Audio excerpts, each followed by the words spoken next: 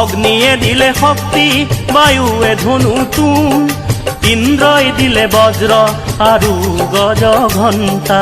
সুৰক্ষী হৈ আয়ে শিৱ কৰিলে, আকাশৰ দেৱগণে পুষ্প বৰষিলে, আকাশৰ দেৱগণে পুষ্প বৰষিলে।